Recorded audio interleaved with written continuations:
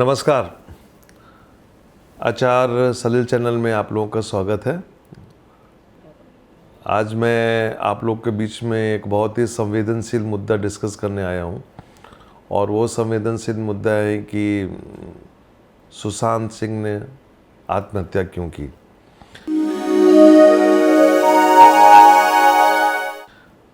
कुछ दिनों पहले मैंने एक सनातन परंपरा की चर्चा शुरू की थी कि सनातन परंपरा क्या होती थी और आगे चल के सनातन आ रहा है क्या होगा। तो सनातन जब परंपराएं हमारे देश में थी उस समय हम लोग सब परिवार साथ रहते थे। हमें पता होता था कि परिवार में कौन क्या कर रहा है और हम लोग बड़े बुजुर्गों की काफ़ी इज्जत करते थे, सम्मान करते थे और एक परिवार होता था उस ज़माने में। तो मैं आज सुशांत, जो कि अभी इस दुनिया में नहीं रहे, उनकी कुंडली की थोड़ी सी बारीकी आप लोगों से डिस्कस करना चाहता हूं और ये बताना चाहता हूं कि जो सोशल मीडिया में जो इस समय बहुत राजनीति चल रही है, उसके अलावा ज्योतिष क्या कहता है सुशांत के बारे में। जब भी कोई कुंडली आती है तो हर ज्योतिषी का काम होता है कि कुंडली को बारीकी से चेक करके ये देखना चाहिए कि इसमें जातक का मतलब जिसकी कुंडली है उसकी लाइफ कितनी है। हमें बताना नहीं है सामने वाले को कि तुम्हारी लाइफ कितनी है, लेकिन एक बेसिक पैरामीटर्स हैं जो कि हमारे क्लासिकल एस्ट्रोलॉजी बुक में दिए हुए हैं, रिसर्च से निकल के आता है कि लाइफ स्पैन होता है कि बालकाल में ही डेथ हो जाएगी या 10 से 20 साल की उम्र है, ये 20 से 30 या 30 से 40 या पूर्ण आयु की कुंडली है, डेथ कैसी हो रही है। पैरामीटर्स हैं और रिसर्च करके काफ़ी इन्फॉर्मेशन निकल के आती है। एक अच्छा ज्योतिषी कुंडली देख के बता सकता है कि ये आदमी कैसे मरेगा, क्यों मरेगा, कहाँ मरेगा, क्या कारण होंगे, सब कुछ है। वृहत पराशर होरर शास्त्र में, सारावली में, मानसागरी में ऐसे बहुत से पैरामीटर्स दिए गए हैं। हम यदि उनको कुंडलियों में अप्लाई करें तो वो नज़र में आती। तो हम सुशांत सिंह को डिस्कस करेंगे।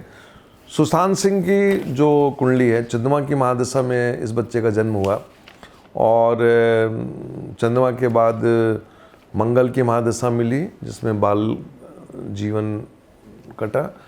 इसके बाद 18 साल की राहु की महादशा मिली और जुपिटर की महादशा 2018 में शुरू हुई। मेष लग्न की कुंडली, जुपिटर नीच का है। जैसे मेरी आदत है मैं आपको बताना चाहूँगा, मेष लग्न की कुंडली है, दूसरे घर में चंद्रमा मतलब वृष राशि का चंद्रमा, तीसरा, चौथा, पाँचवा, छठा घर खाली है, सातवें घर में मंगल और केतु है मतलब लग्न में राहु आ गया, आठवें घर में शनि बैठा हुआ है, नौवां घर खाली है, 10वें घर में गुरु, शुक्र, सूर्य और बुध है। 10वां घर बहुत पावरफुल है। शुक्र जो कि ग्लैमर का कारक है, ध्यान दीजिएगा, शुक्र ग्लैमर का कारक है, वो 10वें घर में बैठा हुआ है। लेकिन ये शुक्र मार्केस है। जब भी दूसरा और 7वें घर का संबंध होता है तो आप ये मान के चलिए कि मारक का रोल प्ले करेगा। वो मारक का रोल प्ले करने के पहले, चूंकि दूसरा घर धन का होता है तो वो आपको धन भी देगा, 7वां घर जो होता है वो नेम फेम का होता है, वो भी दिलाएगा। सब कुछ देने के बाद वो आपको मारेगा भी, मतलब मार्केस का रोल प्ले करेगा। तो हम क्या देखते हैं कि हम पहले ये देखते हैं कि जब भी कोई कुंडली आती है उसमें देखते हैं कि इसकी उम्र कितनी है।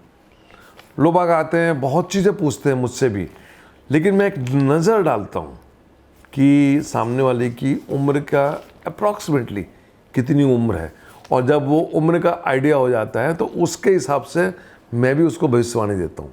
ऐसा नहीं है कि मैं उसको 40 साल की भविष्यवाणी दे दूँ और पता लगा कि वो 20 साल में मर गया, बाद में उसके परिवार वाले मुझसे बोले कि पंडित जी आपने तो ये बोला था, ऐसा कुछ ना हो, तो बीच में मर गया। तो मेरी ज्योतिषियों को सलाह है कि जब भी कोई कुंडली देखें तो उनकी एक लाइफ स्पेन देखना बहुत ज़रूरी है। एक बात आपको बताना चाहूँगा कि कुंडली में पंचमेश, षष्ठेश और सप्तमेश दोनों दसम भाव में बैठे हुए हैं। पंचम स्थान जो होता है वो एजुकेशन का होता है। जब भी पंचम का संबंध छठे घर से होता है, षष्ठेश से होता है, तो एक बेसिक कंसेप्ट होता है कि विद्या में व्यवधान। 10वें घर में जो 4 ग्रहों का योग बना हुआ है वो ये बताता है कि जो स्कूली शिक्षा थी वो बहुत ब्रिलियंट रही होगी, बहुत बढ़िया। जब हम कॉलेज में जाते हैं तो छठा घर इन्वॉल्व हो रहा है, मतलब कहीं ना कहीं आगे चल के इस बालक को शिक्षा अधूरी छोड़नी पड़ेगी, जो कि इन्होंने छोड़ी। काफ़ी कुछ इन्फॉर्मेशन गूगल में है, पेपरों में है, मैं उस पर ज़्यादा डिटेल में नहीं जाना चाहता हूँ। छठा घर जो होता है वो आदमी को काफ़ी एग्रेसिव बनाता है, इसको ध्यान रखिएगा, बहुत एग्रेसिव। 5वें और 7वें को लेकर वो एग्रेसिव बनाएगा। 7 में कौन बैठा हुआ है? गुरु।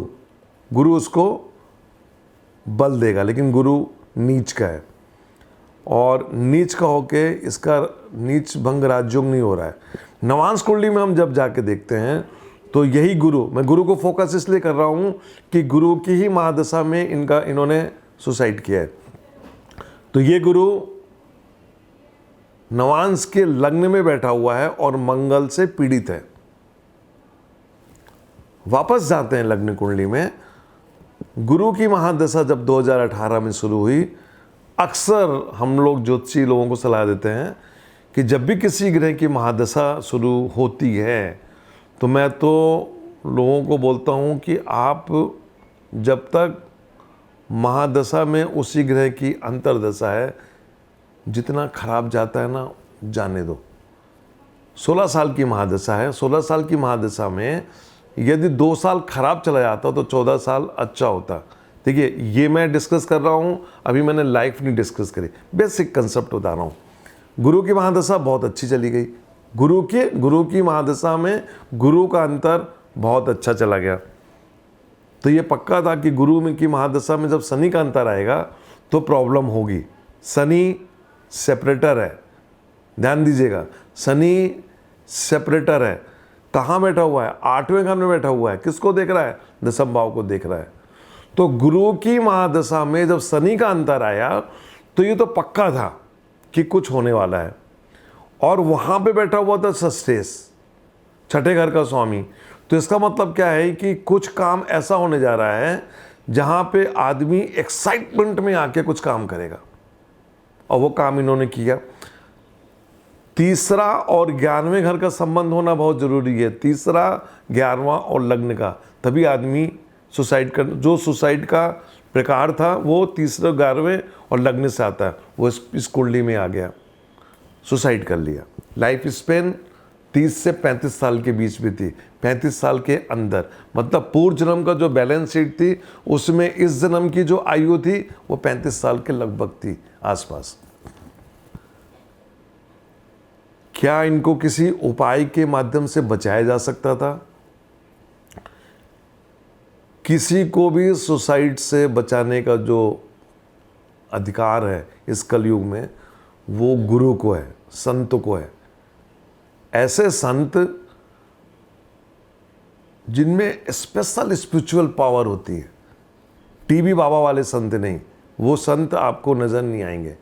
जैसे देवराहा बाबा थे, मौनी बाबा थे, ये लोग ऐसे संत हुए हैं जो मृत्यु को भी टालने की उनमें पावर होती थी। बहुत से अनुभव हैं, कभी अपने अनुभव के बारे में आपसे एक अलग एपिसोड में बात करूंगा। वो इनको नहीं मिला, इनको कोई संत नहीं मिला।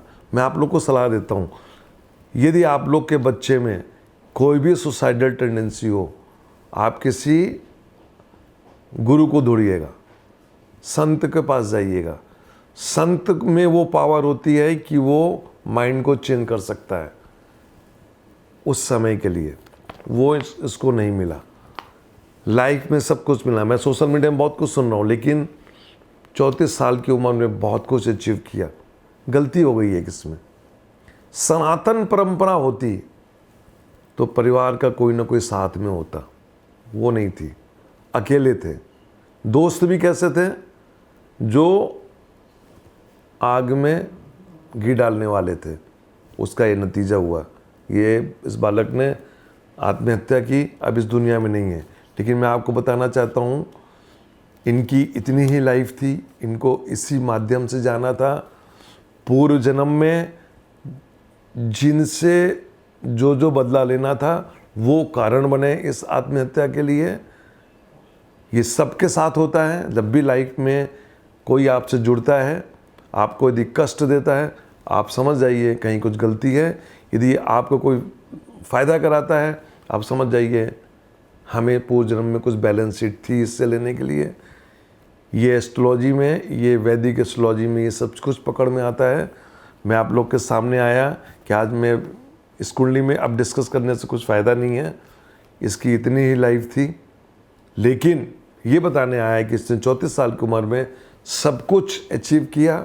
बॉम्बे की फिल्म इंडस्ट्री की जो पॉलिटिक्स है वो जग जाहिर है, उस पर मैं कुछ कमेंट्स नहीं करना चाहूँगा क्योंकि मेरे पास कोई उसके तथ्य या सबूत नहीं है। मैं इस कुंडली के बारे में बता रहा हूँ कि इस कुंडली में जो कुछ है वो मैंने आपको बताया। और मुझे बहुत दुख है कि मैंने भी इसकी बहुत फिल्में देखी थी, बहुत अच्छा एक्टर था। भगवान इसकी आत्मा को शांति दे।